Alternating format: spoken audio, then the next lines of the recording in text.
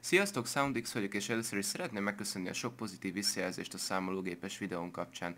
Mint észrevettétek, a számológép mapjának letöltési linkje kikerült annak a videónak a leírásában, szóval ha érdekel, akkor töltsétek le és elemezzétek ki nyugodtan. Szeretnénk egy kisebb fajta magyarázatot adni, hogy miként is kerülünk Kavery csatornájára, valamint mire számíthattok velünk kapcsolatban. Pár hete ismertem meg Kaveryt, és megmutattam neki, hogy miket csináltunk Brian 007-tel, és Kaverynek nagyon tetszettek az ötleteink, és ő volt gyakorlatilag ennek az egész videósorozatnak az ötletgazdája. A mai videónkban láthatjátok először a csapatunk új tagját, Pigmonstert, és a mai művünket. Ez egy Redstone alapú bankrendszer lesz, de ennek a gyakorlati felhasználása nem annyira jelentős, mivel nyilván nem lehet tökéletes bankot csinálni, mert a Bedrock az egyetlen törhetetlen blokk, amivel nyilván, ha körbeveszünk egy termet, akkor a kibejárás nem lehetséges, ezért ennek a banknak inkább esztétikai szerepe van. Nos, induljunk is el. Ez itt az eleje, ez egy ilyen bemeneti folyosó, és itt kezdődik a banknak a bejárata.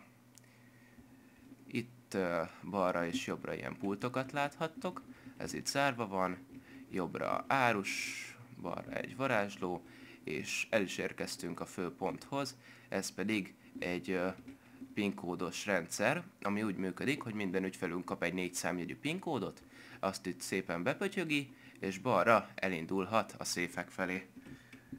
Szóval, a rendszerünkben egyelőre 2 ügyfél van, de ez tetszőleges mennyiségig bővíthető. A demonstráció szempontjából bőven elég volt ez a 2, egyébként sziasztok srácok! Szervusz, és sziasztok! Hello.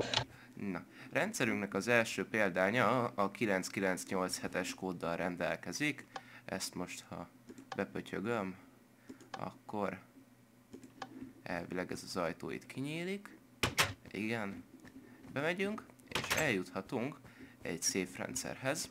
Az egész banknak az az alapötlete, hogy minden embernek van egy storage minekártya, amit a rendszert kiküld neki PIN kódnak megfelelően, és abba ő kipakol, bepakol, itt kivesz egy pár aranyat, betesz valamit, amit szeretne, és utána visszaküldi a minekártot, visszacsusszan a helyére, az emberünk felsétál a lépcsőn, itt van egy gomb, amivel kinyitja azt az ajtót, amin bejött, ajtónyitó, így, az ajtó kinyílik, és szépen visszacsukódik, majd kimegy a bankból. Ez lenne az és Pigben maradt. Hát Pigben nem marad. Szia Pig.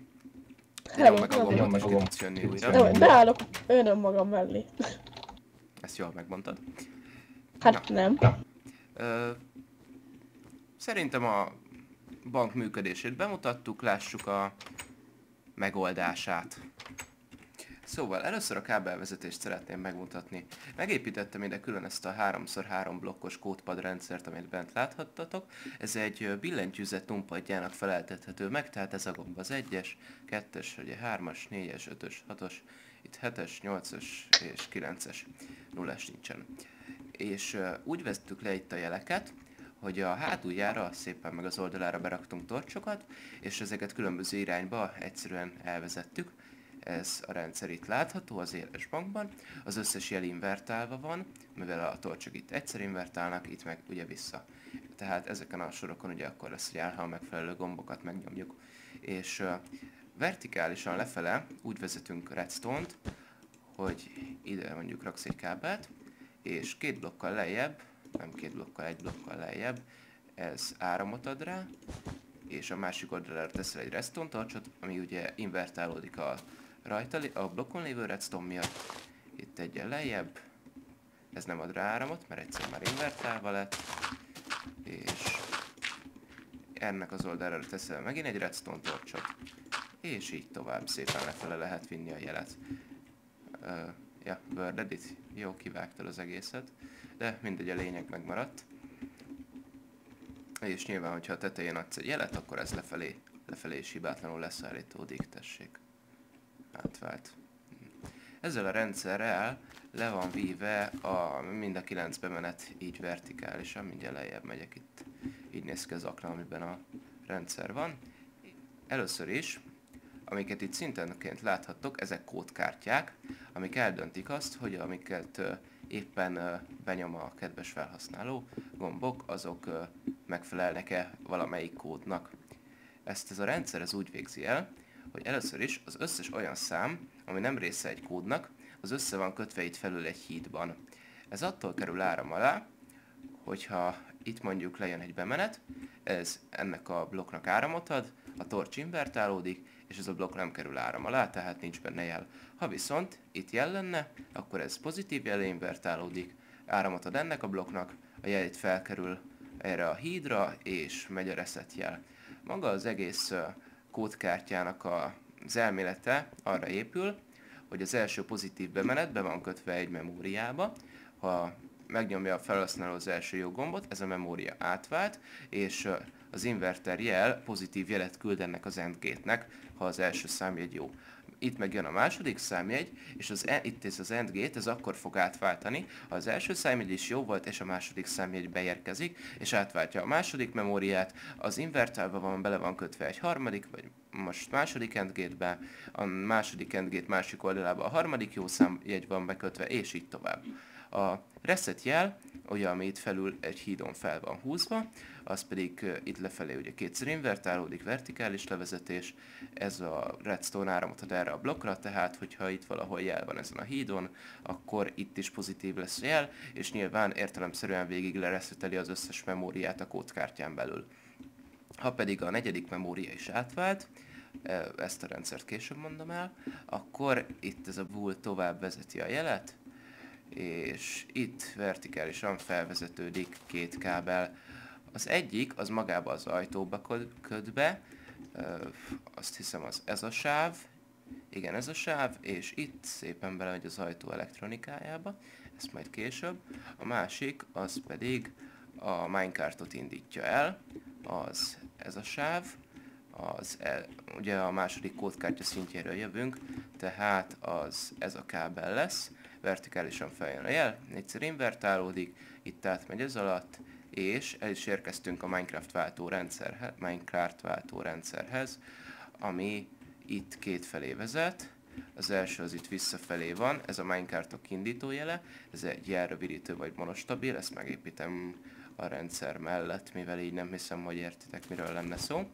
Ez egy olyan rendszer, ami egy pillanatnyi jelet ad, és úgy működik, hogy ide raktok egy gombot, és ezt meg felhúzzátok erre, és kihasználja a rendszer a redstone fákja és a repeater jele közti különbséget, és ezt a kapcsolási különbséget egy rövid jel formájában adja ki. Így. És erre azért van szükségünk, mert az utolsó memória folyamatos jelet ad a kódkártyákról, hogyha jó kódot írtunk be. Tehát egy folyamatos jel megy a Minecart indító sín felé. Ezért, mivel nem szeretnénk, hogy a kocsi újra elinduljon, ha már egyszer visszaér, ezért ez a jelrövidítő egyszer küldi ki a jelet, itt pedig egy váltóba beleköt, mindjárt felmegyünk a felti szintre, és itt a fenti szinten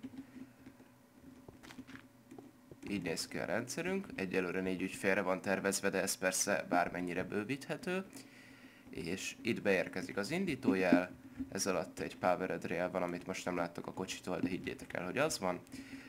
Itt a repeater, ugye a rövidítő jelét átlövi a bedrockon, ez a redstone kábel átveszi, a bedrock blokkot áram alá helyezi, és elindítja a powered rail-lel a minecartot.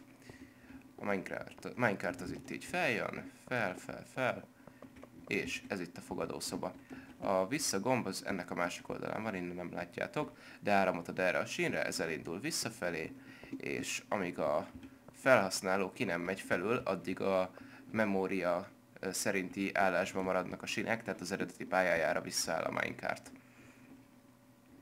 És ha a felhasználó visszaküldte a minecartot, akkor értelemszerűen ki is akar menni a bankból, és emlékeztek az ajtónyitó gombra a másik oldalon? Annak itt van a kimenete, és ez kétfelé megy el. Az első, az maga az ajtónyitó. Azt, hogy az ajtó kinyílhat-e, egy memóriában tároljuk, ez a memória itt van. Ennek az egyik kétszer invertált kimenete az, ami így fáklyákkal alulról áramot ad az ajtóra. Ez egyébként azért az egyik pozitív, a másik negatív, mivel hogyha két vasajtót egymás mellé helyeztek, akkor ahhoz, hogy mindkettő nyíljon vagy csukva legyen, ahhoz különböző bemeneteket kell kapjanak. És a memóriáról itt vesz jelet a rendszer. A memóriát pedig a reset gomb nyilván ebből az irányból átkapcsolja. És néztek, gondolom, hogy mi ez a wool itt. A rendszerbe egy később betett, igazából kényelmi, de nagyon jól kinéző funkció, az az, hogy van egy speciális kódunk, ami, hogy is mondjam, vészhelyzetet rendel el a bankban, becsukja az ajtókat, az ablakokat, és minden rendszert blokkol. Erre a kód azt hiszem 1, 9, 2 és 8, és ha minden igaz, ez lezár mindent, le kéne. Igen, tehát bezárja az ajtókat, bezárja az ablakokat, semmilyen kóddal nem lehet se bemenni, se kijönni, valamint a belső gomb sem működik, ezt nyomogathatod, Brian. Viszont van ennek egy feloldó kódja, ami minden igaz, akkor ez a 9, 6, 3 és 2, ami elvileg kinyit mindent, és újra... Igen, itt a kis késés amiatt van, ugyebár, hogy a kábelvezetés, mert igen messze van a forrás a ajtóktól, ablakoktól. Igen, a cégtől. Egyébként ez a kód ugyanolyan kódkártyákon van eltárolva, mint a rendes ügyfeleknek az adatai, azzal a különbséggel, hogy ezek nem minecart indító jelet küldenek, hanem a különböző piston szerkezetekbe vannak bekötve. És ez úgy van megcsinálva, emlékeztek, mondtam, hogy ebbe a rendszerbe később belemegyek, ez úgy működik, hogy ez a vészhelyzet funkció alulról a harmadik kódkártya, tehát ez, ugyanazzal a rendszerrel meg van csinálva a kódérzékelés, és a kimenete ebben a memóriában, ez letiltja a saját bemenetét, mert ez a bemenet alapból mindig reszetelni a memóriákat, de ha egyszer beírja valaki ezt a vészhelyzet kódot, akkor a redstone itt szépen hátraviszi a jelet, behúzza ezt az invertert, itt egyszer invertálva van a jel, mert nem az invertert, a pistont húzza be, és onnantól ez a repeater nem fogja átlőni a jelet a woolon, mert a wool egyel beljebb lesz, és nyilván akármit nyomunk, nem reszetelődnek az eres norlecsek vagy memóriák, ezáltal akármilyen gombot nyomunk meg, nem áll vissza, vagy nem áll helyre ez a vészhelyzet funkció. Ellentétben van egy másik kód, a feloldó kód, ami ezhez képest egy szinten lejjebb van, ami egy ugyanilyen rendszerrel kiszűri azt, hogy jó-e a kód, és innen alulról beköt a felső rendszerbe, ami, mindjárt megmutatom, pontosan ide köt be ebbe a woolba alulról. Ezt szétek, igen, ide. Ami ugye nyilván a woolon túl van, tehát nem nagyon érdekli azt, hogy ez a piston be van-e húzva vagy nem, és szépen reszeteli az összes memóriát. A piston kitolódik, és minden funkció helyreáll. Ennek a vészhelyzetnek egyébként az épületbe a kimenetei erre vannak elvezetve. Hosszan van egy föld alatti kábel, erre, és...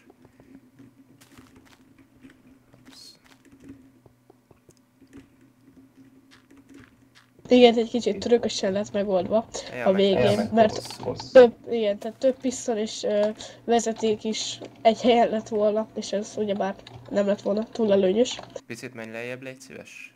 Köszi. És itt vertikálisan fel van vezetve a jel, ugye többször invertálva, és ez gyakorlatilag már csak az ajtót nyitja, csukja meg az ablakokat.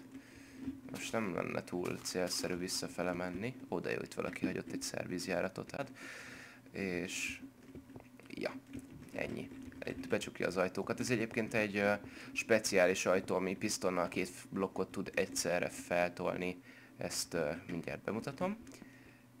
Viszont a kód része az egésznek az ennyi. Várj csak, akkor Brian randomságát. Szóval megépítettük ide külön ezt a két blokk magasságban működő pisztonajtót. Ez a kar, ha meghúzzuk, nyilván egy bemenetre, két blokk magasba feltol olyan blokkokat, amikre hat a gravitáció, tehát sandet vagy gravelt. Ez itt beköt erre, és ez gyakorlatilag ez egy időzítésen alapuló rendszer. Felülre ugye ez egy tick, alulra meg 4 ticket raktok, ez áramot ad a pistonoknak ezen keresztül, és egyszerűen feltolják a blokkokat, lefelé pedig ugyanúgy késik a jel és lehúzza. A Gravel meg leesik magától.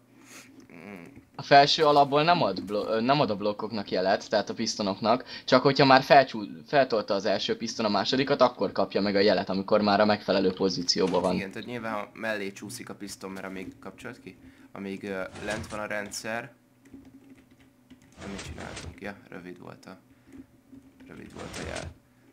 Szóval, amíg a rendszer alaphelyzetben van, addig ez a repeater hiába próbálja meg átlőni ezen a blokkon a jelet, mivel a piston még nincs ott, azért ez senkit nem érdekel. Csak ha az alsó repeater már jelet adott a pistonra, mert akkor ez a piston, ami itt van, az ide kerül, a repeater áttolja a dirt blokkon a jelet, és felkerül az egész. Igen, és a blokkok nélkül, tehát a köztes blokkok nélkül ez a rendszer nem működik, mert akkor csak a felsőtől, mivel akkor rögtön a piston fölötti gravel blokkot powereli fel a repeater, és akkor egyet nyom, és az alsó nem tud tőle mozogni. Ja. És az összes ablak gyakorlatilag egy ilyen rendszerrel van. Hops, visual bug. Szóval ezek az ablakok ugyanezzel a rendszerrel vannak megcsinálva, itt a Gravel-t feltolja ugyanez a pistonajtó, és így takarja el az ablakokat a külvilágtól ez a takaró Gravel réteg. Szóval, ami még itt egy kicsit kimaradt, az az, hogy mi is ez az elvezetés vissza a kapu felé, valamint miért vannak itt ezek a pull blokkok a felsőbb szinteken is. Nyilvánvaló, hogy ezek a vészhelyzetnek az elvezetései, tehát ha vészhelyzet van, akkor ezeken negatív jel van, mert ugye invertáljuk a jelet, és ha negatív jel van, akkor az a jel, ami a jó kódnak az indító jelét küldeni az ajtó és a minecartok felé, az nem jut el odáig, mert a vészhelyzetnek az invertált jele behúzza a pistont, és ha a wool nincs ott, akkor a repeater nem tudja átlőni rajta a jelet, és ezáltal nem indulnak el az indító jelek az ajtó és a minecartok felé.